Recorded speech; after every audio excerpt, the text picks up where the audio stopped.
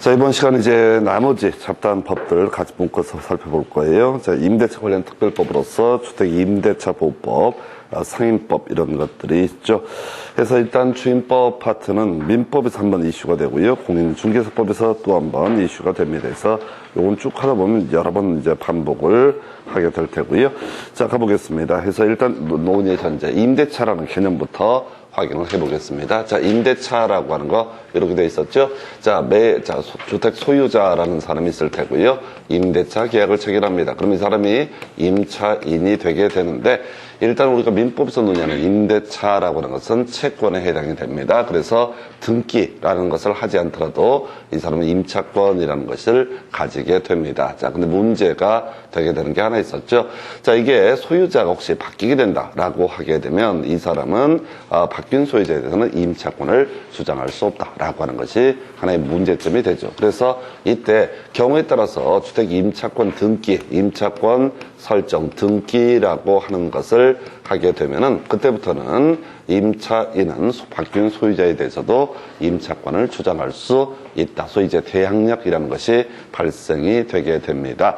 자, 그런데 이제 이 임차권 설정 등기를 함에 있어서 누가 주택의 소유자가 동의해 줘야만이 임차권 설정 등기를 할 수가 있어요. 현실적으로 거의 동의를 하지 않았기 때문에 우리 주택 임대차 보호법이라고 하는 것이 만들어지게 되죠. 그래서 이 주임법에서는 논리 구조가 이런 식이죠.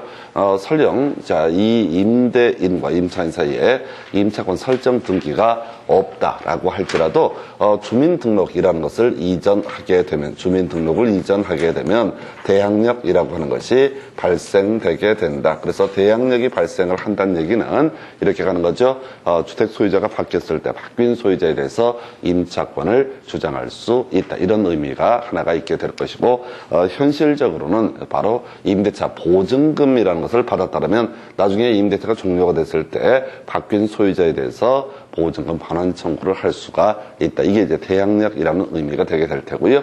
두 번째 이슈, 바로 우선 변제권이라고 하는 개념이 또 문제가 되죠. 그래서 지금 새들어 살고 있는데 이 문제주택에 대해서 경매가 진행이 됐을 때 우리가 이제 말소 기준 권리라고 해서 끊임없이 하는 얘기, 저당권, 근저당권, 담보가 등기, 압류 등기, 가압류 등기, 경매 개시 결정 등기, 밑에 있는 권리 등은 모두 매각으로 소멸을 하게 되는데, 문제는 이게 이제 저당권보다 선순위 임차인이라고 할지라도 등기가 되어 있지 않기 때문에 알 수가 없다는 거죠. 그래서 이 우선 변제권이라고 하는 것은 이 계약서에다가 확정일자라고 하는 것을 받아내게 되면은 이때 뭐가 발생한다? 우선 변제권이 발생해서 마치 임차권 등기를 한 것처럼 후순위 권리자보다 경매 한가 대금에서 우선 변제를 받을 수가 있다. 요렇게 하나가 있겠고요. 같이 이제 맞물려 가는 것이 앞에서 우리가 이제 전세권 같은 경우는 등기하게 되면은 나중에 전세권 등기가 불법적으로 말소가 된다 할지라도 전세권은 여전히 유효한 것이 되게 됩니다. 그런데 이 주임법에서 얘기하는 주민등록, 그 다음에 확정일자라는 이 개념과 관련해서는 만약에 이게 중간에 주민등록을 이전을 해버리게 되면 대항력 상실하게 되겠고요. 그 다음에 우선 변제권도 상실하는 문제가 발생합니다. 그래서 나오게 되는 것이 임차권 등기 명령에 따른 주택 임차권 등기라고 하는 것, 요런 것이 존재하고요. 이렇게 주택 임차권 등기가 이루어지게 되면은 그때부터는 주민등록을 이전하더라도 대항력, 우선 변제권을 상실하지 않는다. 이런 식의 구조로 되어 있어요. 그래서 이 주임법의 기본적인 뼈대는 세 가지가 이슈가 되죠. 그래서 먼저 주민등록 이전하게 되면 대항력 발생한다. 두 번째, 계약서에도 확정일자를 받게 되면, 동사무소 가서 도장을 받게 되면은 그때부터는 우선 변제권 발생하고요. 그 다음에 주택 임차권 등기라고 하는 것이 있게 되면은 그때부터는 주민등록을 이전하더라도 대항력, 우선 변제권이 계속해서 유지가 되게 된다. 그래서 이게 이제 기본적인 틀 세 가지가 되겠습니다. 그래서 이게 나중에 상인법도 구조가 똑같죠. 대항력, 우선 변제권이라고 하는 것. 그다음에 이제 임차권 등기를 통해서 대항력과 우선 변제권을 계속 유지시키는 이런 것들, 이렇게 볼 수가 있겠고요. 제일 먼저 이제 논의할 쟁점이 주임법 적용하느냐, 적용하지 않느냐라고 하는 거. 자, 상인법, 주임법 똑같은 구조로 되어 있습니다. 그래서 일시 사용을 위한 임대차에서는 자, 주임법, 상인법을 적용하지 않는다. 나머지는 분석하시는 거 아니에요. 그래서 기본적으로 주임법 무조건 적용되는데 일시 사용을 위한 임대차. 이게 저런 거죠. 제가 예를 들 때 아이들이 뭐 지방에 소지하고 있는 주택에서 수도권에 있는 대학으로 원서 접수로 옵니다. 한 보름 걸린다고 치고 그 보름 동안 주택 임대차 계약을 체결했다라고 했을 때 이때는 소위 이제 대항력이니 우선 변제권이니 이런 개념 자체를 적용할 필요가 없기 때문에 일시 사용을 위한 임대차에서는 주임법 등을 적용하지 않는다. 그래서 키워드 적용이라고 하는 거 나오게 되면요. 일시 사용은 어떻다 배제가 되게 된다. 이렇게만 단순하게 가셔야 돼. 그리고 우리 앞에서 이제 민법 파트에서 공부했던 주제 중에 하나가 키워드 적용이라는 것이 나왔을 때 양도 담보, 가등기 담보, 신탁, 법상 신탁, 상호 명신탁 요 네 가지는 실명법을 적용하지 아니한다. 나중에 상인법도 똑같은 논리 구조로 일시 사용을 위한 임대차는 상인법을 적용하지 않는다. 해서 나중에 이제 민법 공부하실 때 없어서는 안 되는 게 일시 사용을 위한 임대차에서도 적용되는 조항, 임차인의 비용 상환 청구권이라고 하는 것은 일시 사용을 위한 임대차에서도 적용된다. 그게 좀 특이한 거고요. 나머지 기본적으로 일시 사용을 위한 임대차에서는 대부분의 법조문이 적용이 되지 않는다. 이렇게 갑니다. 그래서 첫 번째 이슈 보셨고요. 바로 교재 가지고 확인을 해볼게요. 교재 165페이지 가서 보시게 되면은 자, 1번 주택 미등기 전세 계약에 대해서 주임법을 준용한다. 준용한다는 얘기가 적용한다 이런 얘기죠. 그래서 우리가 일반적으로 얘기하는 전세 계약이라고 하는 거 등기를 안 한 상태입니다. 교재 165페이지. 그래서 이때도 적용한다. 대신에 여기서는 준용한다라는 표현을 쓰고 있습니다. 2번 지문이요. 끝머리 준용한다라는 표현 나와 있죠. 똑같은 얘기입니다. 미등기 전세를 설명을 하고 있고요. 3번 지문에 자 보니까 주임법에 위반된 약정으로서 임차인에게 불리한 것은 그 효력이 없다라고 해서 오른편에서 우리 주임법은 대부분이 강행 규정으로 되어 있고 이 법의 취지 자체가 세입자, 임차인을 보호하기 위한 것이다 보니까 이 법에서 정하고 있는 내용과 달리 특약을 맺을 수 있는데 그것이 임차인에게 불리하면 그때는 효력이 없다. 큰 쟁점 안 되고요. 자, 그 다음에 임대차의 내용 등에 관한 주제 확인을 해보겠습니다. 자, 되게 제일 쉬운 내용이죠. 그래서 자, 우리가 존속기간을 정하지 않은 임대차 그 기간 2년으로 보게 된다라고 하는 거. 한편 자, 임차인은 좀 얘기가 달라지죠. 존속기간을 2년 미만으로 정했을 때 자, 기본적으로 2년으로 보게 되는데 임차인은 2년 미만의 기간이 유효함을 주장할 수 있다. 여기서는 이제 임대인은 2년 미만의 기간이 유효함을 주장할 수 없다라고 할 거 제일 쉬운 형태의 내용이 아닐까 싶습니다. 자, 우리 앞에 전세권이랑 한번 비교해 볼까요? 자, 지상권 얘기부터 해보십시다. 지상권에서는요, 존속기간을 정하지 않게 되면 최단 존속기간으로 보게 됩니다. 그래서 건물 소유 목적일 때는 기본이 30년 이렇게 돼 있었고요. 그 다음에 지역권은 뭐 쟁점 안 되고 전세권에 있어서 존속기간을 정하지 않는 것 가능하죠. 그때 소멸 통고라는 개념이 이슈가 되게 됩니다. 66 얘기가 나와야 되죠. 전세권 설정자도 전세권자도 존속기간을 정하지 아니한 전세권에 있어서는 소멸 통고할 수 있고 각각 소멸 통고를 하게 되면 6개월 후에 효력이 발생한다. 그래서 전세권에서는 66 이렇게 갔었고 만약에 임대차에서 토지 임대차에서 존속기간을 정하지 않게 되면 똑같은 구조로 임대인, 임차인 모두 해지할 수 있고요. 임대인이 해지를 통지하게 되면 6개월 후에 효력 발생하고 임차인이 해지를 통지하게 되면 1개월 후에 효력 발생한다 해서 6일이라는 것이 나오게 될 테고 이 주임법, 상인법은 X의 3이라고 해서 이렇게 존속기간을 정하지 않았다라고 했을 때 요 묵시의 갱신에서 나오는 개념이구나. 일단은 자 요거 하나 보셨고 묵시의 갱신 얘기 간단하게 보고 나서 비교를 해봐야 되죠. 자 일단은 묵시의 갱신 사유가 아주 오래전에 한번 출제가 됐습니다. 임대인이 임대차 종료 기준 6개월 전부터 1개월 전 사이에 아무런 얘기를 하지 않는다. 임차인도 임대차 종료 기간 시점으로 1개월 전까지 아무런 얘기를 하지 않는다. 그러면 어떻다? 자, 묵시적으로 갱신된 것으로 본다. 그리고 이제 묵시적 갱신에 있어서는 2년이란 의미가 되게 되는데 이때 지금 아까 설명드렸던 거 66자 전세권에 있어서는 자 각각 6개월 후에 효력이 발생한다. 임대차, 토지 임대차에 있어서는 6의 1이었었죠. 임대인이 해지 통지하면 6개월 후에, 임차인이 해지 통지하면 1개월 후에 효력이 발생한다. 요것도 이제 X3, 자, 주임법, 상임법에서는 X3, 임대인은 해지할 수 없고, 임차인만 해지할 수 있고, 임차인이 해지 통지하게 되면 3개월 후에 효력 발생한다. 이 얘기죠. 그래서 임대차가 묵시적으로 갱신이 됐을 때, 임차인 언제든지 해지할 수 있다. 임대인은 해지할 수 없습니다. 임차인만 해지할 수 있고요. 이때 3개월이 지나면 그 효력이 발생하게 된다라고 해서 이렇게 묶어서 보셨습니다. 그래서 자, 이게 나중에 상임법도 똑같은 구조가 되겠고, 이 주임법에서는 묵시의 갱신이라는 표현을 쓰고, 상임법은 법정갱신이라는 표현을 썼는데 구조는 똑같습니다. 그 외에 이게 차임에게 따라서 연체하는 임차인에 대해서는 소위 묵시의 갱신이라는 조항은 적용을 하지 않는다. 이렇게 전제를 하게 됩니다. 그래서 자, 여기까지 내용 가지고 바로 지문 몇 개 확인해 볼까요? 교재 165페이지. 자, 두 번째 박스. 주임법상 임대차의 최단 존속기간은 2년이지만은 임차인은 2년 미만으로 정한 기간이 유효함을 주장할 수 있다. 가장 쉬운 얘기. 2번 당사자 합의로 임대차 계약 기간을 1년으로 정한 경우에 임차인은 그 기간이 유효함을 주장할 수 있다라고 할 것. 넘어가서 여러분 자료 166페이지에 주임법상 임대차 기간이 끝난 경우 임차인이 보증금 반환 받을 때까지 임대차 관계가 존속된 것으로 본다. 해서 이것을 이제 법정 임대차라고 얘기합니다. 그래서 임대차 기간이 끝났는데 보증금 반환받기 전이면 기존 임대차와 동일한 내용의 임대차로 해석을 하게 된다. 그 정도고요. 자, 묵시 갱신론 관련해서 여러분 자료 166페이지 두 번째 지문 박스 보겠습니다.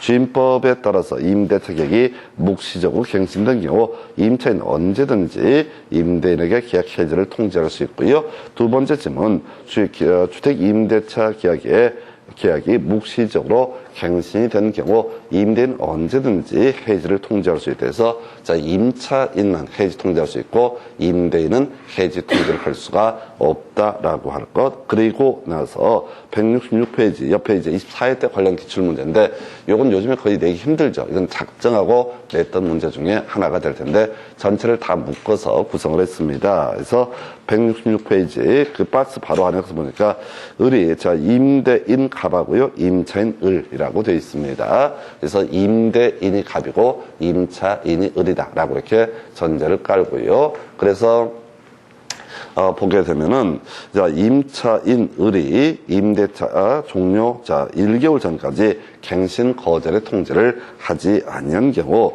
자, 묵시적 갱신이 된다 해서 기업번은 1개월 이렇게 하는 거죠. 그 다음에 임차인 을이, 자, 차임액을 연체 2년분, 2기분 차임액을 연체했을 때, 2기분입니다. 2기분 차임액을 연체했을 때, 묵시적 갱신이 허용되지 않는다라고 해서, 자, 요것도 한번 비교해 볼까요? 우리 지상권에서는 그렇게 했었죠. 지상권자가 2년분 지료를 연체했을 때 뭘 할 수 있다? 바로, 자, 토지 소유자라는 사람은 지상권자에 대해서 소멸 청구를 할 수가 있다. 이런 게 있었고요. 그 다음에, 지금, 예, 그 정도. 그 다음에 요거 있어 나온 게 지금 2기분 차임연체. 우리 민법에서도 역시 똑같은 구조죠. 2기분 차임연체 하게 되면 그때 해지라는 문제가 나오게 될 테고, 주임법 2기, 그 다음에 이제 상임법은 3기 이렇게 가게 됩니다. 그 정도고요. 자, 세 번째, 갑이 임대차 기간 종료, 임대인 갑입니다. 6개월 전부터 1개월 전까지 기간에 갱신 거절의 통지를 하지 않으면 뒤에 묵시적 갱신이 된다라고 해서, 자, 임대인은 6개월 전부터 1개월 전까지 갱신 거절의 의사표시할 수 있고, 아까 임차인은 1개월 전까지 다 갱신 거절의 의사표시를 할 수 있다. 그 안 하게 되면 이때는 묵시적 갱신이 된다. 마지막, 자, 묵시적 갱신이 된 후, 자, 임차인 을에 의한 계약 해제 통지는 갑이 그 통지를 받은 날부터 3개월이 지나면 다 효력이 발생한다. 아마 이제 주임법 문제 중에 제일 더러웠던 문제가 이 문제일 거여서 법조문 전체를 다 한꺼번에 묶어서 구성했던 사례가 되겠습니다. 자, 그 다음에 이제 여러분 교재 이제 167페이지 거기 보면은 차임 증액 청구 또는 차임 감액 청구라는 얘기가 있는데 주로 이슈가 되는 건 증액 청구 얘기, 간단하게 지문으로 날리셔야 됩니다. 그래서 자, 작년 이제 민법에서 나왔던 문제 중에 하나가 그런 게 있었어요. 이 증액 청구, 감액 청구 가능하냐, 요 얘기가 한번 이슈가 됐는데, 이건 그냥 듣고 버리시면 돼요. 일단, 감액 청구는 어떤 제약도 없습니다. 감액 청구는 어떤 제약도 없어요. 이게 이제 그 IMF 때인가요? 자, 그 난리가 나가지고, 그때 깡통 전세라고 그러죠. 그랬을 때 임차인은 무제한으로 감액 청구를 할 수 있다. 근데 이제 임대인이라는 사람은 5%하고요. 1년 내는 어떻다? 5%가 상한이 될 것이고 1년 내는 자 증액 청구를 할 수가 없다. 근데 이게 좀 주의하실 게 일반적으로 우리가 이제 청구한다. 앞에서 그런 거 있었잖아요.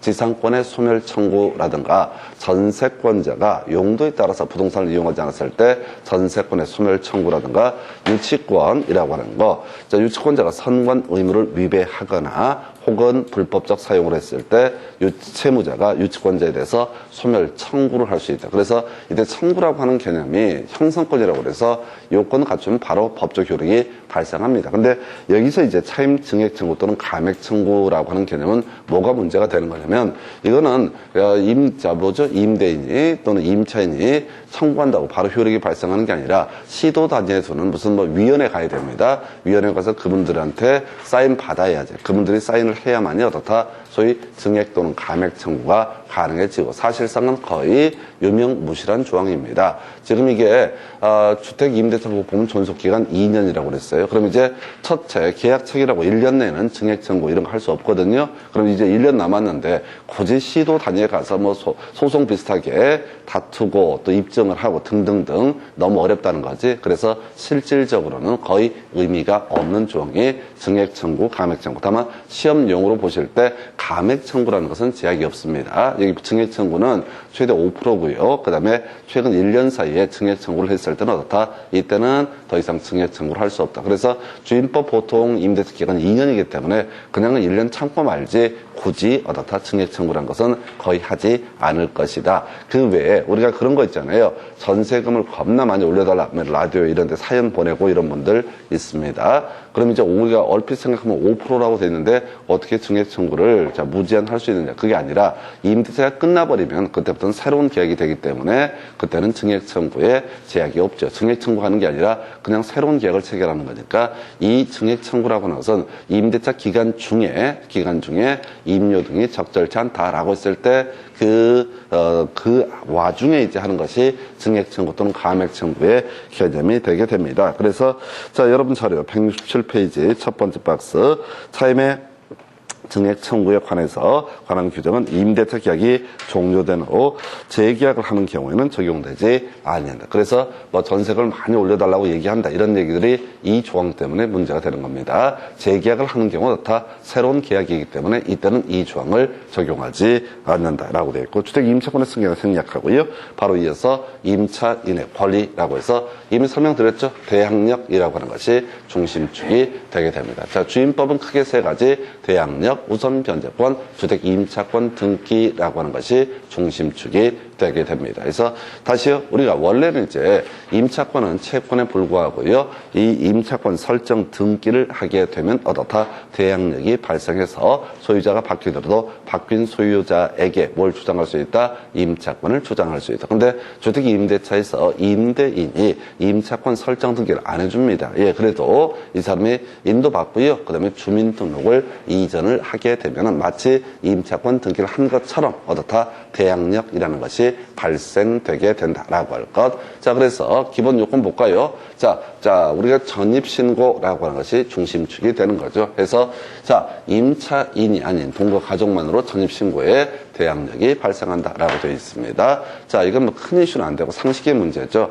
우리가 앞에서 이제 물권 얘기를 할 때는 항상 공시라고 하는 것이 이슈가 되게 됩니다. 그래서 우리 대부분의 물권에서는 공시수단이 등기라고 하는 것이 중심축이 됐던 것이고 좀 특이했던 것이 그 부동산 중에서 수목이나 농작물에 대해서 소유권을 유보 또는 이전하기 위해서 명인 방법이라는 것, 플랜카드를 붙이는 것도 공시수단이 될 수 있다. 한편 수목에 대해서 해서 소유권 보존 등기를 통해서 공시를 하는 것도 있었죠. 그걸 등기된 임목이라 불렀었죠. 그 외에 유치권이나 점유권 같은 경우는 점유라는 사실 그 자체로 다 공시가 이루어지게 된다. 그래서 얘는 이제 물권은 아니고 채권인데 이제 임차권은 채권이 될 텐데 이것도 기본적으로 등기를 통해서 외부에 공시하는 효과가 있을 때 제3자에 대해서 봐봐라. 자, 임차권 등기돼 있지 않느냐. 내가 이 사람이 살고 있다는 흔적이 있지 않느냐. 그러니까 너도 나한테 임차권 허락을 해야 된다. 이런 논리 구조가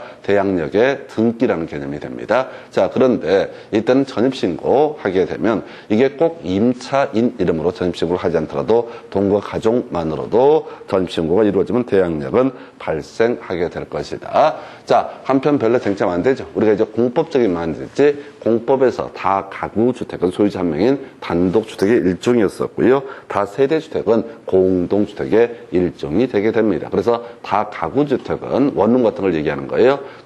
호수 이런 거 표시 안 해도 대항력이 발생하지만은 아파트는 집업만 표기에 있어서는 당연히 대항력이 발생하지 않는다. 근데 우리 시험용으로는 딱 한 번 나왔었나 다세대라고 하는 것은 동호수까지 표시를 해야죠. 다 대항력이 발생하게 된다. 어렵지 않아요, 이런 것들. 그 다음에 전입신고 행정청이 수리한 때 효력이 발생하다. 16년 동안 한 번 나왔던 지문이야. 이게 이제 어떤 경우가 있냐면 우리가 전입신고를 하는데 동사무소 담당 공무원이 어떻게 자 지금 오기를 하는 거야. 예를 들어서 6-2번지로 전입신고를 하게 되는데 자 이걸 보고 입력을 할 때 6-3번지로 실수로 입력을 했다. 그럼 이제 이 세입자에게 대항력이 발생할 것이냐. 예, 그래서 이 부분은 대항력이 발생하는 것으로 판례에서 예시를 합니다. 그 얘기는 즉슨 지금 6-2번지 세입자가 들어가서 전입신고에서 대항력을 발생을 하려고 이렇게 전입신고를 했는데 담당 공무원이 잘못했다. 그래도 어떻다? 대항력이 발생한다. 그럼 이제 6-2번지와 관련해서 뭐 저당권자나 이런 사람들이 자 피해를 볼 수가 있겠죠. 피해를 볼 수 있습니다. 임차인 없는 거 알고 저당권 설정했는데 이미 전입신고가 주민등록을 떼봐도 안 나왔단 말이에요. 그런데 이미 전입신고가 돼 있었던 사안 이건 국가한테 손해배상을 청구하거나 지자체한테 손해배상을 청구하는 방식으로 해결을 하게 됩니다. 그래서 자, 이 전입신고라고 하는 것은 행정청에 수리한 때 그 경우에 어떻다 효력이 발생한다. 이 정도고요. 자, 이제 그나마 이슈 효력 발생 시기.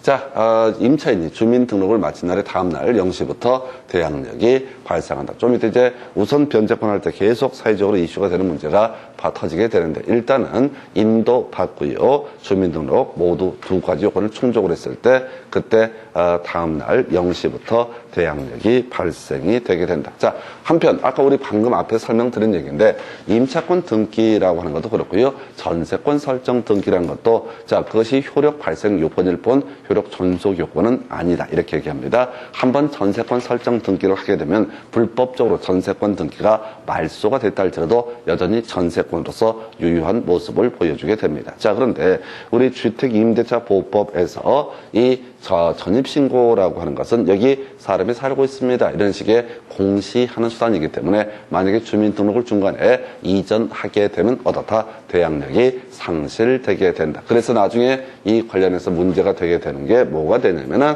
바로 주택임차권 등기 뒤에서 공부하실 거야. 주택임차권, 임차권 등기 명령에 따른 법원이 촉탁하는 주택임차권 등기가 나중에 이루어지게 되면 설령 주민등록을 이전하더라도 대항력이 계속 유지가 되게 된다. 그래서 사안 간단히 보겠습니다. 주민등록은 대항력의 존속 요건이다. 그래서 중간에라도 이 주민등록을 이전을 하게 되면은 이때 대항력 잃어버려요. 그래서 자, 그 외에 동거 가족의 주민등록은 둔 채 임차인의 주민등록을 이전하는 경우 대항력은 상실되지 않는다라고 해서 일단은 뭐 이건 워낙 기초적인 부분입니다. 그래서 이 대항력이라고 하는 거 주민등록하고요. 인도받고 그 다음날 0시부터 대항력이 발생한다. 그럼 이제 결론이 뭐냐? 대항력 파트에서 이슈는 자, 대항력이 있다는 얘기는 바뀐 집주인한테 어떻다?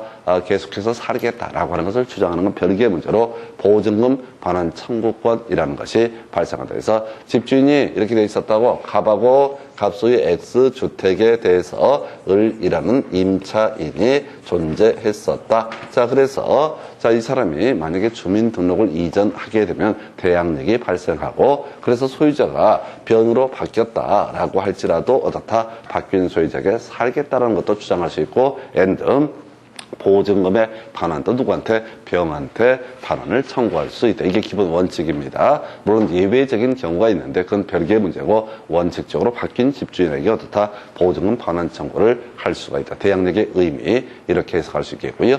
그 다음에 이제 좀 특이한 것이 소액임차인이라는 개념이 있게 됩니다. 소액임차인. 소액임차인은요 지역마다 기준 금액이 달라지고요. 그래서 이 소액임차인 같은 경우는 지금 스토리를 다시 가볼까요? 자, 이렇게 가십시다. 자, 갑소유 X주택에 대해서 자, 지금 1순위로 주택임차권이 있다. 자, 요건 이제 등기된 권리는 아니고 이렇게 주임법 등을 통해서 성립한 권리다. 그래서 제일 먼저 주택임차권이 있고요. 두 번째, 이 두 번 순위로 저당권 등이 존재한다라고 한번 전제를 해보겠습니다. 자, 이제 경매가 진행이 되게 되면은 선순위 권리자인 만약에 일정한 대항력 또 뒤에서 우선 변제권 등을 취득을 했다라고 전제가 됐을 때 누가 먼저 배당을 받고 주택임차인이 먼저 배당을 받고 그다음에 저당권자가 그 다음 배당을 받는 이런 순서가 되게 됩니다. 그리고 이제 세 번째 또 이게 또 다른 주택임차권 세 번째로서 또 다른 주택임차권이 있다라고 한번 전제를 해보겠습니다. 자, 그리고 네 번째 또 저당권이 있다라고 전제해 보겠습니다. 자, 3번 이 주택임차권 나머지 대항력 우선 변제권 다 갖췄다고 했을 때 이 사람은 경매가 진행되면 이 뒤에 있는 사람보다는 우선 변제를 받을 수 있지만은 누구 2번 저당권자보다는 우선 변제를 받을 수가 없습니다. 이게 이제 경매 기본 룰이잖아요. 자, 그런데 이게 이제 이 사람이 소액임차인이다라고 전제가 되게 되면 이 소액임차인의 경우 누구보다 자, 이 선순위 권리자보다 선순위 담보물권자보다도 다 우선 변제를 받을 수 있다. 이게 이름하여 대항력만 갖췄을 때 이제 그냥 우선 변제권 아니야. 그냥 우선 변제권은 후순위 권리자보다 우선 변제를 받을 수 있는 권리를 뭐라고 한다? 우선 변제권. 해서 주민등록과 확정일자를 갖추게 되면 후순위 권리자보다는 당연히 우선 변제를 받을 수 있고 너무나 당연한 일이고요. 그런데 선순위 저당권이 있는 상태에서 임차인이 들어갔습니다. 근데 이 사람이 세입자야. 형편이 어려워. 그래서 이런 사안에서 사안을 좀 단순화시키면 이렇게 가볼까요? 자, 갑이라고 하는 사람이 소유한 X주택에 대해서 1번 저당권 설정되어 있습니다. 그리고 지금 자 확정일자 받기 전 확정일자에 있든 없든 그건 별개 문제인데 주택임차권이 있다. 그럼 이제 원래 논리 구조가 되게 되면 이 X주택이 경매에 이르게 되면 누가 먼저 배당받고 1번 저당권자가 배당을 다 받고 남는 금액이 있으면 어떻다? 2번 주택임차인이 배당을 받는 이런 구조가 되게 됩니다. 근데 문제가 저당권이 예를 들어서 1억 설정됐는데 나중에 이 주택이 경매 가격이 9천만 원에 낙찰이 되게 된다. 그러면 이제 뒤에 있는 임차인은 단돈 10원도 받을 수가 없는 문제가 터지게 됩니다. 그래서 우리 주임법에서는 특별히 형편이 어려운 소위 소액임차인이라는 개념을 만들어내고 이 소액임차인에 대해서는 뭐보다 저당권보다 자 우선 자기보다 선순위 담보물권자보다 일정 금액까지 최우선 변제를 받을 수 있다. 이게 주의하실 게 이게 우선 변제권과 자꾸 헷갈려. 우선 변제권은 뭐라고요? 후순위 권리자보다 우선 변제를 받을 수 있는 권리, 이걸 우선 변제권이라 부르고, 예를 들어서 3번에 저당권이 있다. 그러면 이건 자 우선 변제권을 확보했다는 전제에서 얘는 당연히 얘보다는 어떻다? 우선 변제를 받는 건 너무나 당연한 일인데 이거 아니고 이거는 아무 관계없이 지금 당연히 저당권자가 먼저 배당을 받아야 되는데 경매 과정에서 대항력을 갖춘 소액임차인이라는 사람은 선순위 담보물권자 즉 저당권자보다도 경매 대금에서 우선 변제를 받을 수 있다. 이걸 우리가 소액임차인의 최우선 변제권, 최우선 변제권이라는 의미가 뭐라고요? 담보물권자, 선순위 담보물권자보다도 우선 변제를 받을 수 있는 것을 가리켜서 뭐라고 한다? 최우선 변제권. 설명은 되게 길었는데 시험은 거의 안 나와요. 너무 길어. 자, 개념은 이런 식이에요. 자, 지금 대항력을 갖췄습니다. 그리고 소액임차인이라는 전제가 쌓이게 됩니다. 그러면 이 사람은 어떻다? 선순위 담보권자보다도 일정 금액까지는 최우선 변제를 받을 수 있다. 그래서 뼈대를 잡으셔야 돼. 대항력을 가지고 있으면은 첫 번째 바뀐 집주인한테 보증금 돌려달라고 주장할 수 있다. and 만약 이 사람이 소액 임차인이 되게 되면 자기보다 선순위에 있는 물권자보다 저당권자보다도 일정 금액까지는 최우선 변제를 받을 수 있다. 그래서 이 시험 문제 구성하기 어려운 이유가 뭐냐면 지역마다 금액이 틀려요. 소액 임차인의 기준이 달라지고 또 소액 임차인이라고 해서 전액 변제를 받는 게 아니야. 자, 서울시 같은 경우는 지금 1억이 소액 임차인 기준이고요. 그 다음에 최우선 변제는 3,700인가 그래요. 그러니까 만약에 이 사람이 서울시라고 치고 소액 임차인 만약에 9천만 원의 전세를 들었다. 근데 선순위 담보물권자가 있다. 그래도 아까 3,700까지는 어떻다? 선순위 담보물권자보다 우선 변제를 받을 수 있다. 이런 구조인데 설명도 길고 출제하기도 기술적으로 되게 어려워요. 지역별로 금액이 달라지기 때문에. 그래서 여기서는 이슈가 되는 것이 최대 지금 임차인이 보증금 중 일정액이 주택가액의 2분의 1 초과하는 경우 2분의 1에 해당하는 금액까지만 우선 변제권이 있다. 이거 뭐냐면은 자 이런 경우가 있어요. 집주인이라고 하는 사람이 주택 소유자라는 사람이 X주택의 소유자가 어떤 식으로 이제 처리를 하게 되면 자 저당권이 있습니다. 저당권 이 1순위 저당권자 있다고 치고요. 지금 이제 돈을 갚지 못해서 경매가 곧 진행될 상황이 있습니다. 그럼 이제 갑이라는 사람이 어떻게 하냐면 고모네 딸, 이모네 아들 등등등을 다 여기다가 소액 임차인으로 다 등록을 해버립니다. 그래서 대항력, 주민등록 이전까지 해서 대항력을 확보를 하고 얘들이 어떻다? 얘보다 일정 금액을 우선 변제를 받는 식으로 편법을 쓰게 되는 거예요. 그럼 이제 저당권자는 경우에 따라 개털되는 수가 있어요. 저당권자가 만약에 저당권 5천만 원 설정하고요. 요렇게 주택에 대해서 만약에 저당권을 설정을 해놨다. 그런데 만약에 서울시라고 치고 보증금을 다 한 3천만 원씩으로 다 방 하나당 3천만 원씩 해버리는 거야. 그러면 이게 이제 나중에 경매가 진행됐을 때 나중에 저당권자는 10원도 받지 못하는 그런 문제가 발생하니까 이 소액 임차인이 최우선 변제를 받을 수 있는 금액 전체 합쳤을 때 주택 가액의 환가 대금의 2분의 1을 초과하면 최대 얼마? 2분의 1까지만 최우선 변제를 받을 수 있다. 이런 식인데 설명은 길어졌는데 거의 출제는 되지 않습니다. 자, 그래서 대항력의 소멸 사유 미리 정리해 볼까요? 주민등록 이전하게 되면 다 소멸하게 된다. 그 다음에 이제 경매 얘기 한번 해볼까요? 자, 우리가 민법 공부하실 때 저당권 파트에서 주로 논의하는 개념 중에 하나가 경매 얘기. 자, 경매가 실행되면 다 말소 기준 권리라는 걸 찾아서 말소 기준 권리를 포함해서 말소 기준 권리에 대응할 수 없는 권리는 모두 다 매각으로 소멸하게 된다. 그래서 이 저당권이 먼저 있고 주택 임차권이 나중에 있는 상태에서 경매가 진행되면 당연히 임차권은 다 매각, 경매가 있을 때 소멸하게 될 것이다. 그 다음에 혼동이라고 하는 좀 특이한 거 나오죠. 그래서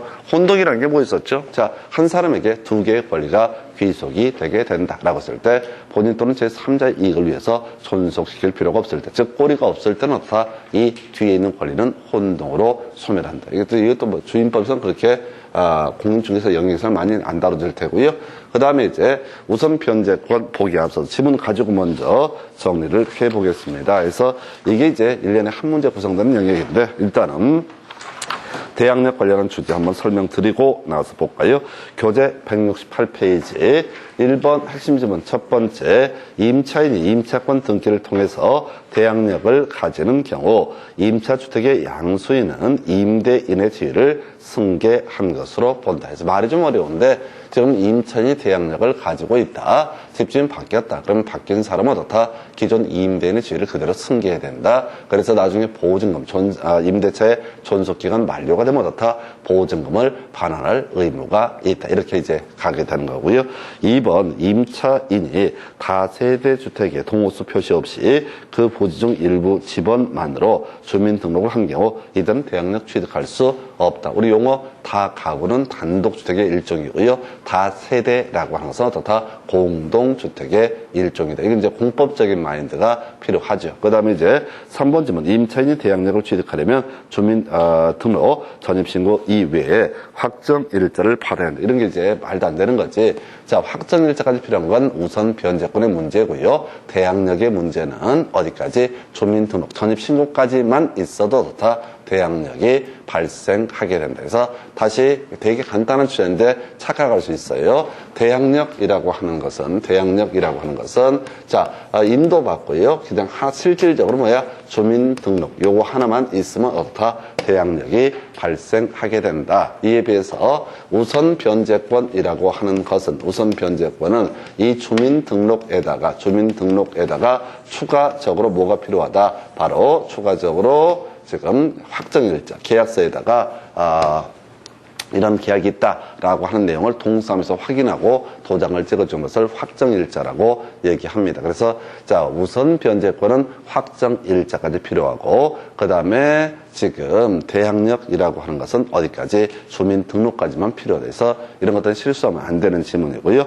4번 지방공기업법에 따라서 주택사업을 목적으로 설립된 지방공사 주임법상 대항력이 인정되는 법인이 아니다. 틀리게 이제 구성이 됐고요. 요거 하나 설명드려볼까요?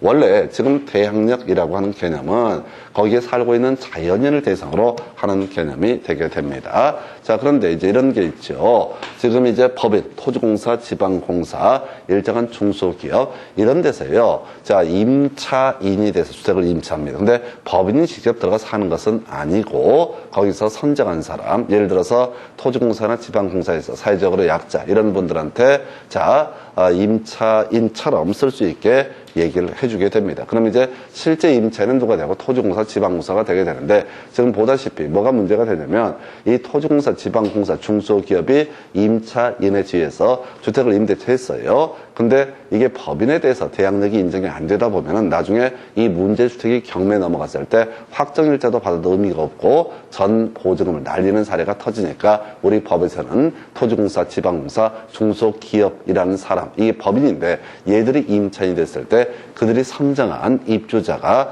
주민등록을 이전하게 되면 그 대항력 발생하고요. 나중에 확정일자를 받게 되면 우선 변제권도 같이 발생을 하게 된다. 그래서 결국은 토지공사나 지방공사, 중소기업에서 경매가 이루어지더라도 보증금 날리지 않도록 하기 위해서 자, 토지공사, 지방공사, 일정한 중소기업에 대해서도 다 대항력을 인정을 해주게 된다. 대항력이 인정이 된다는 얘기는 이 임차인이 실제 들어가 입주하시는 분이 확정일자를 받게 되면 우선 변제권도 당연히 발생해서 자, 경매가 진행되더라도 후순위 권리자보다 우선 변제를 받을 수 있다. 이런 식의 취지고요. 그래서 그 좀 특이했던 지문이고 169페이지 소액 임차인이 최우선 변제권. 자, 주택가액의 3분의 1에 해당하는 금액까지만 인정된다. 틀렸죠? 2분의 1. 낼 게 없어요. 너무 길고 복잡하다 보니까 이 긴 얘기를 다 쓸 수는 없어요. 그래서 3분의 1, 요 얘기로 앞의 내용을 얼마나 소화를 했는가를 물어보는 문제 패턴이 되겠고요. 그럼 두 번째 박스, 임차인이 임차주택에 대해서 보증금 반환 청구소송 확정 판결에 따라서 경매를 신청하는 경우 반대 의무의 이행이나 반의무의 이행이나 이행의 제공을 집행 개시 요건을 하지 않는다. 설명 하나 간단히 드릴게요. 별로 중요한 거 아닌데 몇 번 하다 보면 반복됩니다. 자, 우리 전세권 얘기 한번 해보겠습니다. 자, 갑이라고 하는 사람이 소유하고 있는 X 부동산에 대해서 X 부동산에 대해서 을이라는 사람이 전세권을 가지고 있다. 자, 전세권을 가지고 있게 되면은 전세권 존속기간 만료가 됐을 때 갑이라는 사람이 을에 대해서 전세금 반환을 하지 않게 되면 을은 경매 청구를 할 수가 있습니다. 그런데 우리가 이제 전세금 반환 의무하고요, 목적물의 인도 의무. 자, 갑이라는 사람은 전세금을 누구한테? 전세권자 을한테 반환을 해야 되고, 을이라는 사람은 이 전세 목적물을 누구한테? 갑에게 반환해야 됩니다. 이걸 우리가 소위 동시이행의 관계, 따로 외우는 거 아니죠? 동시이행의 관계가 부인됐던 거 피배임이라고 해서 피담보채무의 변제와 저당권 등기의 말소 의무, 또는 피담보채무의 변제와 담보가 등기의 말소 의무, 이건 피담보채무의 변제가 선이행 의무가 되게 된다. 두 번째, 무효인 경매에 있어서 배당금의 반환 의무와 소유권 이전 등기의 말소 의무라고 하는 거, 요것도 동시행 관계가 아니고 먼저 배당금을 반환해야 된다. 한편 오늘 공부하게 될 주택 임차권 등기 명령에 따른 임차권 등기, 이 등기의 말소 의무와 임대인의 임대차 보증금의 반환 의무라고 하는 것은 어떻다? 임대보증금의 반환 의무가 선이행 의무다. 그래서 피배임을 제외한 모두 어떻다? 동시이행관계. 다시 돌아가서 전세권에 있어서 갑이라는 사람이 전세금을 전세권 설정자입니다. 전세권자에게 반환해야 되는 의무하고 을이라는 사람이 전세 목적물을 전세권 설정자에게 반환해야 되는 의무, 소위 동시이행관계가 되게 됩니다. 그래서 이 을이라는 전세권자가 전세물을 반환하지 아니하면서 전세권 설정자에게 전세금 반환 청구를 할 수는 없습니다. 그래서 이 아이가 경매 청구를 하고 싶다라고 하면 먼저 전세 목적물을 누구한테? 설정자, 소유자한테 반환을 하고 집에서 나가야 돼. 나간 상태에서 뭘 할 수 있다? 경매 청구를 할 수 있다. 그래서 전세권에서 경매 청구라는 개념은 상식적으로 이렇게 하셔야 돼. 전세권을 가지고 있다는 사람이 굳이 전세금이 반환이 안 돼서 경매 청구를 하고자 한다 할 때는 일단 집을 비워줘야 돼. 그리고 나서 다 경매 청구를 할 수 있다. 자, 그런데 지금 주택임대차 보호법에서 갑소유 X주택에 대해서 을이 임차인의 지위를 가지고 있습니다. 자, 그런데 임대차가 끝났는데 보증금을 반환을 안 하고 있네요. 자, 그러면 계속 우리가 앞에서 보증금 반환받지 않게 되면 법정임대차라고 하자. 법정 임대차라고 해서 종전 임대차와 동일한 임대차로 해석을 한다. 여기까지는 뭐 좋아. 근데 이 사람은 빨리 이 집에서 나가고 싶어. 그래서 갑을 상대로 소송을 제기합니다. 보증금 반환 청구 소송을 제기를 합니다. 그래서 승소를 했어요. 그래서 갑은 을 임차인한테 보증금 반환해라 라는 소송을 제기해서 승소를 했고, 그러면 이제 이 사람이 경매를 붙이게 됩니다. 우리가 저당권을 가지고 경매 청구할 수 있고요. 또는 전세권을 가지고 경매 청구할 수 있다. 이런 걸 우리가 임의경매, 그리고 소송을 통해서 판결을 얻게 되면 못하다 역시 강제 경매를 신청할 수 있습니다. 근데 이제 이 임차인이 나가서 경매 신청을 해야 되는 게 법 체계상은 맞아요. 왜? 서로 목적물의 인도 의무하고 그 다음에 임대인의 보증금 반환 의무는 동시이행 관계가 될 것이기 때문에 원래 법놀이적으로만 따지게 되면 임차인은 일단 집을 비워주고 나가서 뭘 해야 된다? 경매 청구를 하는 게 법 체계상 맞습니다. 근데 이 문제가 되는 게 세입자라는 사람은 경제적 약자로 전제를 하기 때문에 보증금을 돌려받지 못하게 되면 나갈 수가 없다는 거예요. 그래서 이 바로 복잡스러운 질문. 자, 이 사람이 경매 청구를 함에 있어서, 임차인이 경매 청구를 함에 있어서 보증금을 돌려주지 않아서 소송을 제기했고, 이겨가지고 이걸 가지고 경매 청구를 함에 있어서 목적물로 다 반환하지 않아도 된다. 이 얘기를 가지고 길게 뽑았습니다. 그래서 하여튼 상식적으로 가십시다. 전세권에 근거해서 경매 청구를 하고자 한다라고 했을 때는 당연히 목적물을 누구한테? 전세권 설정자에게 반환해야 된다. 그래서 동시이행 관계이기 때문에 먼저 집 비워놓고 나서 경매 청구할 때 비해서 주택 임차인이 소송을 통해서 승소를 했다. 그때는 집을 비우지 않고도 어떻게 할 수 있다? 경매 청구를 할 수가 있다. 이렇게 해석을 하게 됩니다. 그래서 그 얘기 길어졌네요. 자, 우선 변제권 이제 보겠습니다. 다시 기본 들어가십시다. 자, 지금 대항력이라고 하는 것은 바뀐 집주인에 대해서 계속해서 살겠다고 주장을 하는 거, 또는 임대차 기간이 끝났을 때 보증금을 새로운 집주인한테 반환해 달라고 주장할 수 있는 거, 이걸 우리가 대항력이라고 불렀었고요. 우선 변제권이라는 것은 이 문제 임대주택이 경매가 넘어갔을 때 바로 후순위 권리자보다 우선 변제를 받을 수 있는 권리를 뭐라고 한다? 우선 변제권. 그래서 이렇게 하는 거죠. 어떤 주택의 등기부를 보아하니 이런 경우가 있습니다. 자, 지금 갑이라고 하는 사람이 있다. 자, 갑이라고 하는 사람이 있고, 여기에 먼저 저당권이 있는 경우가 있고요. 그 다음에 이 사람이 임차인이 되는 경우가 있다. 근데 임차권은 등기가 안 돼 있죠. 등기가 안 돼 있어요. 그래서 이게 공식적으로 이 사람이 들어와 있는지 안 들어와 있는지 알 수가 없다는 거죠. 그래서 우리 법상 무슨 확정일자라는 개념을 만들어내게 됩니다. 그래서 확정일자라고 하는 것은 임대차 계약서를 들고 동사무소, 공증인 사무소 이런 데 가서 도장을 받아요. 그러면 이제 동사무소나 공증인 사무소에서는 그걸 공적 창구에다 표시를 해두는 게 되는 겁니다. 여기에 언제 누가 왔다. 그럼 나중에 경매 진행 과정에서 순위가 등기부에 표시가 안 되더라도 임차인의 지위가 언제 발생했는지 확인해 주는 역할, 공적인 입증 역할, 이게 이제 확정일자라는 개념이 되게 됩니다. 그래서 자, 일단 내용 간단해요. 지금 이제 우선 변제권이라고 하는 것은 자, 앞에서 얘기했던 인도 주민등록 외에 계약서에다가 확정일자가 이제 받게 되면 어떻다? 우선 변제권이 발생하게 된다. 그래서 인도는 뭐 거의 이슈가 안 되고 항상 주민등록 그다음에 확정일자 모두 갖추면 어떻다?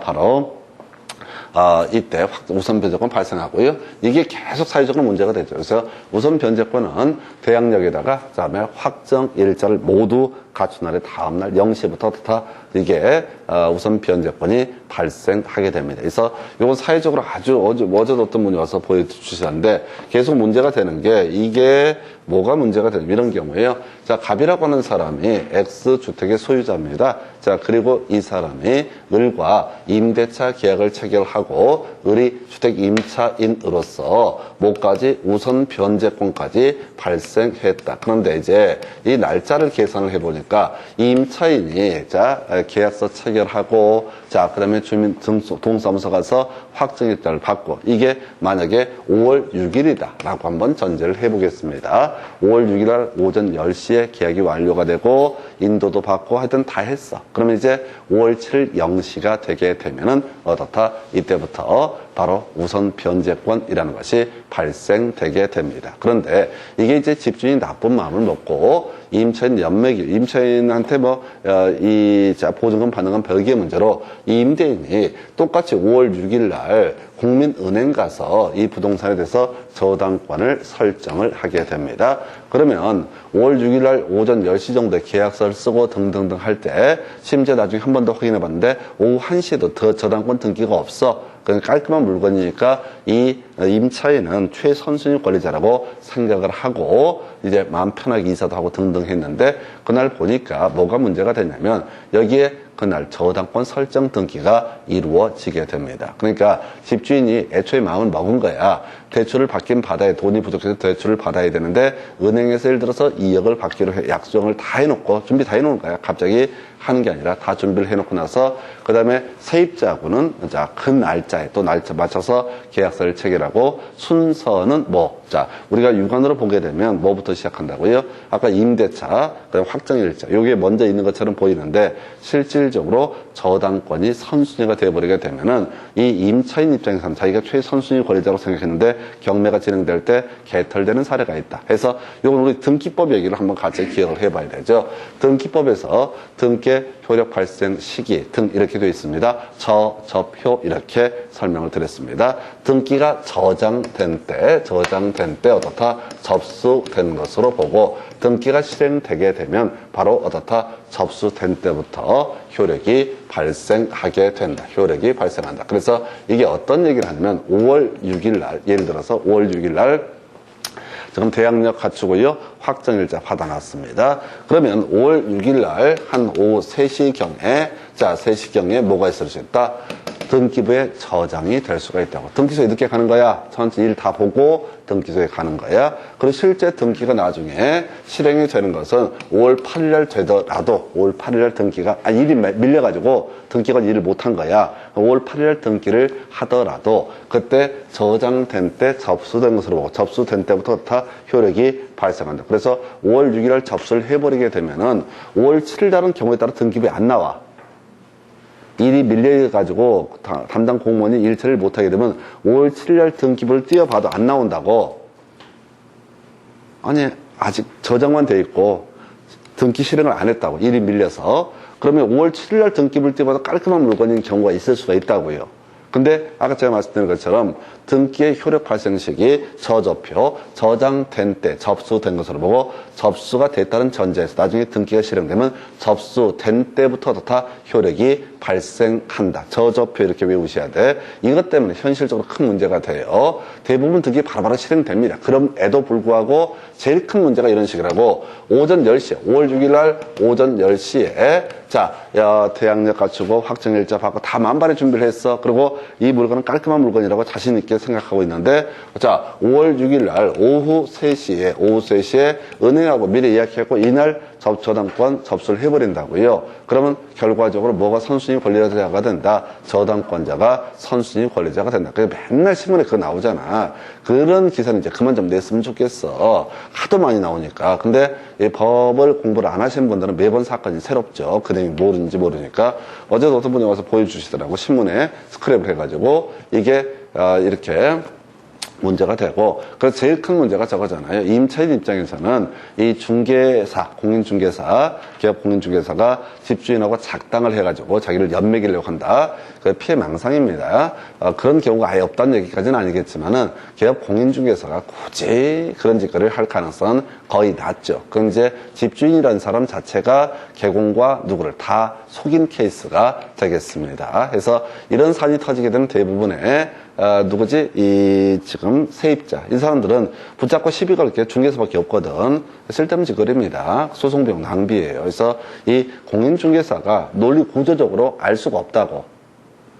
확인 설명 등에서 전혀 그걸 알 수가 없다. 등기부를 봐도 알 수가 없고, 알 수가 없기 때문에 개공 같은 경우는 그런 책임이라는 것은 질 수가 없는 거예요. 그래서 보통 이제 세입자 입장에서는 전 재산 날려버리니까 이 집주인은 짱박해서 연락이 안 되고 튀어버렸고 자기 보증금 경매로 다 날려가니까 이제 개업 공인중개사를 가지고 시비를 거는데 뭐 그런 것들은 사실 소송거리 자체가 되지 않습니다. 뭐 그게 특별히 이 개업 공인중개사의 귀책사 이런 걸 입증해 보여야 되는데 현실적으로 거의 불가능하죠. 그래서 하여튼 뭐 그런 얘기들 해서 요거 하나 모두 갖춘 날의 다음 날 0시부터 그래서 그날부터 바로 지금 우선 변제권 발생하고요. 그 다음에 이제 계속해서 갈 것이 주민등록 이전해버리면 어떻다고요? 이 우선 변제권도 상실되게 된다. 그래서 배당 요구의 종기까지 어떻다? 이 요건을 충족을 해라. 그래서 우리 경매 들어가면 이렇게 간다고 그랬었죠. 경매 신청을 하게 되면은 물건 조사를 하게 되겠죠. 그래서 법원에서는 뭐 하라고요? 배당 요구의 종기를 정합니다. 해서 각 채권자들한테 권리 신청해라, 배당 요구해라 라고 해서 임차인 이런 사람들이 만약에 등기부에 표시가 안 되잖아요. 이 사람이 뭘 할 수 있다? 배당 요구를 할 수가 있게 되겠고요. 그래서 이 배당 요구의 종기까지 기다렸다가 뭘 결정한다? 우리 앞에서 공부하신 최저 매각 가격이라고 하는 것을 결정을 하고 최저 매각 가격이 결정되고 나서 그 다음에 경매가 진행이 된다. 이런 논리 구조가 되겠습니다. 그래서 하여튼 요 정도고요. 배당 요구 종기까지 배당 요구 해야 되고요. 요거 한 2개 정도가 이슈가 되려나? 우리가 주택의 정의라고 하는 게 건물 플러스 토지를 묶어서 부를 때 뭐라고 한다? 주택. 우리가 민법에서 부동산은 토지, 그다음에 건물 이렇게 가는 거죠. 근데 토지 플러스 건물을 묶어서 부를 때 우리가 주택임대차보호법 또는 주택법, 수많은 법에서 주택이라는 용어를 만들게 돼. 그래서 가십시다. 건물이 있고요, 토지 있고요. 이걸 묶어서 부를 때 뭐라고 한다? 주택. 근데 어떤 이유로 이게 둘 다 경매가 이루어지는 게 아니라 토지만 경매가 대지만 경매가 이루어졌을 때 우선 변제권을 가지고 있는 사람이 바로 대지의 환가 대금에 대해서 우선 변제권을 행사할 수 있을 것이냐. 너무나 당연하지. 대지라는 것도 뭐니까 주택의 일부이기 때문에 당연히 대지의 환가 대금에 대해서 우선 변제권 행사할 수 있다. 이건 상식의 문제죠. 그래서 이건 대신 마인드 자체가 공법적인 마인드가 필요해요. 그 다음에 전세권 겸유자 요거 한번 볼까요?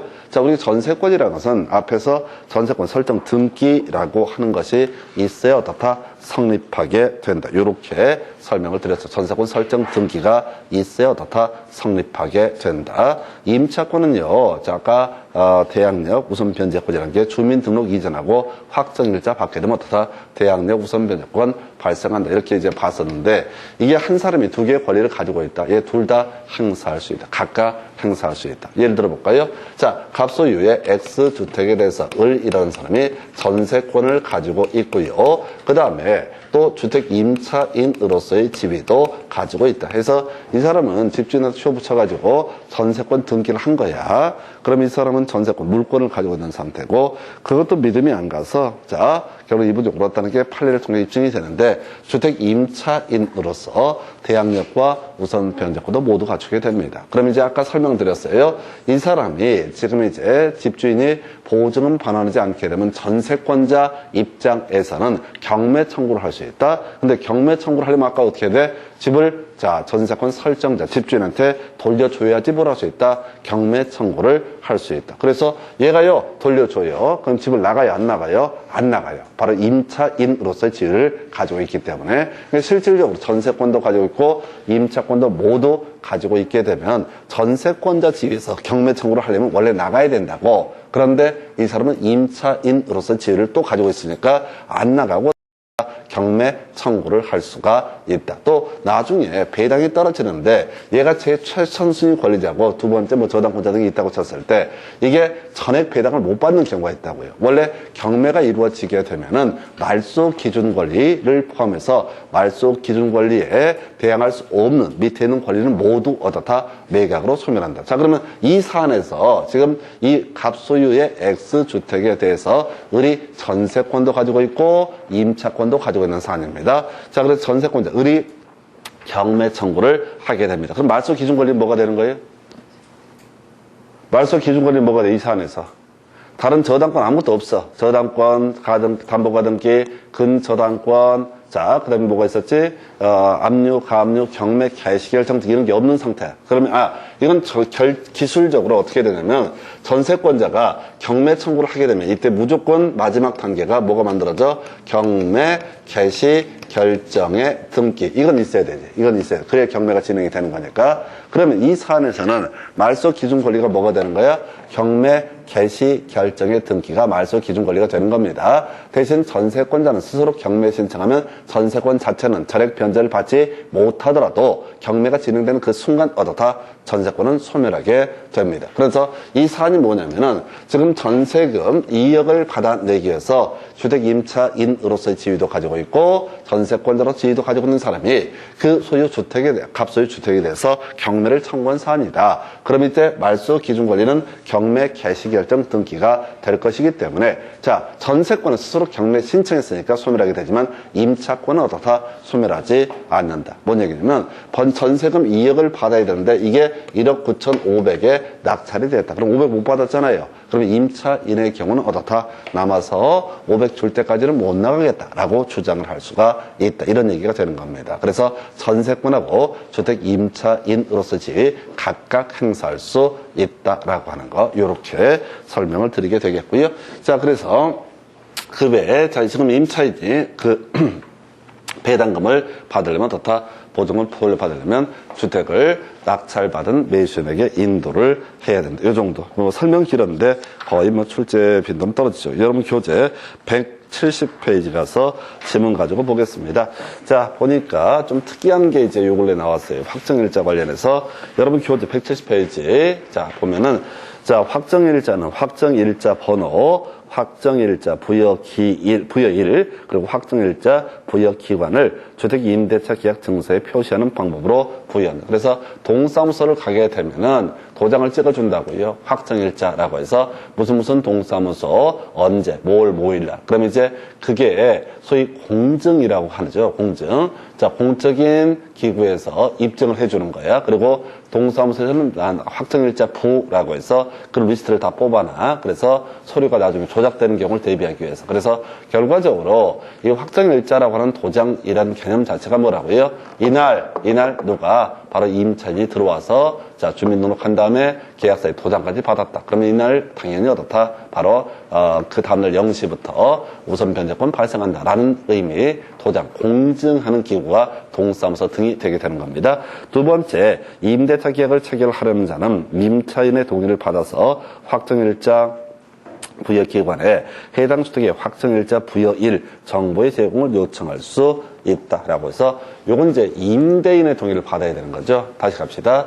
임대차 계약을 새롭게 체결하고자 합니다. 집이 예를 들어서 다 가구가 있어. 원룸이라고 한 20호가 20세대가 들어가는데 이미 그 앞에 몇 명이 세입자가 있는지 확인해 봐야 되잖아요. 가서 물어볼 수도 없잖아요. 그러면 임대인의 동의를 받아서 이 내용을 어떻다 확인할 수 있다. 이걸 이제 임차인의 동의를 받았어요. 말장난했던 문제고 썩 좋은 문제는 아닙니다. 그냥 틀리라고 내는 패턴 문제 중에 하나가 되겠습니다. 그래서 다시 내가 원룸에 세입자로 들어가려고 합니다. 그래서 확정일자를 받으려고 하는데 문제는 내가 확정일자 받아봐봤자 앞에 막 만약에 엄청나게 많은 보증금이 깔려있다. 그러면 아무런 의미가 없으니까 임대인의 동의를 받아서 그 확정일자 부여 현황 등을 어떻다 확인할 수 있다. 좀 특이했던 것을 가지고 최근에 출제가 됐고요.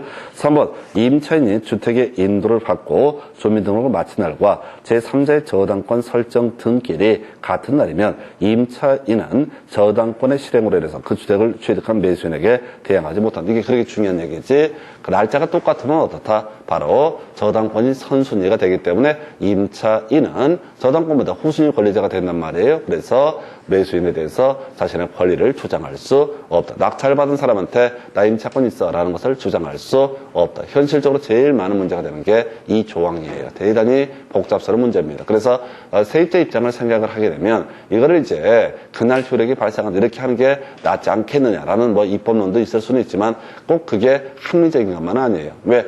은행 입장에 또 생각을 해야지. 은행에서 이미 임차인이 들어와 있는데 아무리 확정일자를 띄워봐도 아무것도 없어. 근데 그나라서 저당권 아무것도 없는 줄 알고 저당권 설정해 줬는데 만약에 임차인이 있어서 저당권자가 피해를 받게 된다. 그러면 이제 뭐가 문제가 되냐면은 국민은행을 보호해 주는 게 문제가 아니라 더 이상 은행에서는 주택담보대출을 안 해버린다고. 사고 날지 모르는데 어떻게 주택담보대출을 해주냐고.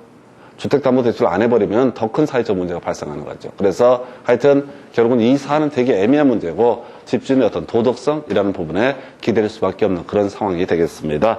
자, 그 다음에 이제 거기에 두 번째 박스, 주택 임차인이 그 지위를 강화하고자 별도로 전세권 설정 등기를 마쳤더라도 주택임대차 보호법상 대항력권을 상실하면 이미 취득한 대항력 우선 면적권 모두 상실하게 된다. 그래서 중간에 이사 가게 되면 어떻다고요? 모든 권리 다 날아갑니다. 대항력 우선 면적권 모두 상실한다. 자, 문제는 우선 생략을 하고요. 자, 마지막 주제, 주택 임차권 등기 여기까지 보겠습니다. 그래서 자, 주택임대차 보호법상 주택임차권 등기. 자, 우리가 적어 있었죠. 동시이행 항명권 인정되지 않았던 케이스 피배임이라고 해서 임대차 보증금 반환 의무와 주택임차권 등기 명령에 따른 임차권 등기의 말소 의무라고 하는 것은 어떻다? 동시이행 관계가 아니다. 이렇게 설명을 드렸습니다. 자, 그래서 이 뭐 별거 아니고 임대차 기간이 끝났습니다. 자, 갑소유 X주택에 대해서 을 이라는 임차인이 있게 되는데 임대차 기간이 끝났는데 보증금을 반환받지 못하게 됩니다. 그럼 이제 법적인 부분 보면 자, 이러한 경우는 법정 임대차라고 해서 전 임대차와 동일한 내용의 임대차로 해석을 한다. 근데 을의 입장에서는 뭐 전 임대차처럼 동일한 이게 중요한 게 아니라 이사를 가야 되는 상황이란 말이야. 주민등록을 이전을 해야 되는 상황입니다. 그런데 이 사람은 그 사이에 대항력 우선 변제권을 다 취득을 한 상태인데 문제는 뭐라고요? 이게 이사를 가게 되면 주민등록을 이전하게 되면 대항력도 잃어버리고 우선 변제권도 잃어버린다. 환장하는 겁니다. 일정한 이유가 있어서 이사를 가야 되는데 답이 안 나오는 경우가 있다. 그때 법원에 대해서 뭘 한다고요? 임차권 등기 명령이라는 것을 신청하게 됩니다. 임차권 등기 명령 신청을 하면 법원에서는 기존의 임대차 내용 이런 것들을 계약서를 다 참고를 해서 이 X주택에다가 주택 임차권 등기를 해주시오 라고 하는 주택 임차권 등기라고 하는 것을 누구한테? 등기소에 촉탁을 하게 됩니다. 그럼 주택 임차권 등기가 이루어지게 되면 설령 그때부터는 어떻다고요? 이사 가더라도 여전히 어떻다? 대항력 우선 변제권 유지가 되게 된다. 그래서 우리 법에서는 성립한다, 취득한다, 존속한다 라고 되어 있는데 키워드는 존속한다는 거죠. 그래서 이사 가더라도 다 존속되게 된다. 그래서 지금 원래 이제 등기하면 이때부터 효력 발생하는 게 아니라 주택 임차권 등기는 애초에 임대차 계약 체결한 시점 대항력 확정일자 받은 그 시점을 기준으로 임차권이 인정이 되기 때문에 등기부상은 후순위로 보이더라도 실질적으로 어떻다? 중간에 있는 저당권 이런 것보다 선순위가 될 수가 있다. 그래서 여기서 굳이 이슈 삼을 게 이거죠. 제2의 임차인이라고 하는 거. 이게 하나의 이슈. 자, 주택 임차권 등기가 되어 있다라고 하는 이런 주택입니다. 그러면 주택 임차권 등기가 되어 있게 되면은 뭘로 해석을 해야 된다? 자, 여기 제2의 임차인, 자, 빈집이라고 들어왔으면 안 돼요. 제2의 임차는 전혀 보호를 받을 수가 없다. 요거 하나 주의하셔야 됩니다. 주택 임차권 등기가 되어 있다는 얘기는 자, 임대인이 보증금을 전혀 반환을 못하고 있는 상태라는 얘기죠. 그래서 여기는 절대 들어가면 안 됩니다. 그래서 이게 우리 공인중개사법에서 예방교육이라는 개념과 연계가 되는데 기업 공인중개사가 여기다 소액 임차인 되면 최우선 변제 받을 수 있다. 뭐 이런 식으로 실수, 잘못 뻥을 쳤는지 뭐 법을 몰라서 그런지 모르겠지만 하여튼 제2의 임차는 전혀 보호를 받을 수가 없다. 그리고 자, 이렇게 주택 임차권 등기가 된 상태에서 보증금 반환 의무가 선이행 의무이고요. 임차권 등기의 말소 의무가 후이행 의무에서 동시 이행 항변권 인정되지 않는 케이스. 그래서 여러분 교재 173페이지 지문 하나 볼까요? 임차권 등기 명령의 집행에 따른 임차권 등기가 끝난 주택을 그 이후에 임차인은 다른 담보물권자보다 보증금 중 일정액을 다른 담보물권자보다 우선해서 변제받을 권리가 없다. 전혀 보호받지 못하게 됩니다. 그래서 자, 오늘 문제를 좀 생략을 하고요. 우선 여기까지 주택 임대차 보셨고 잠시 끊었다가 상인법 이어서 봅니다.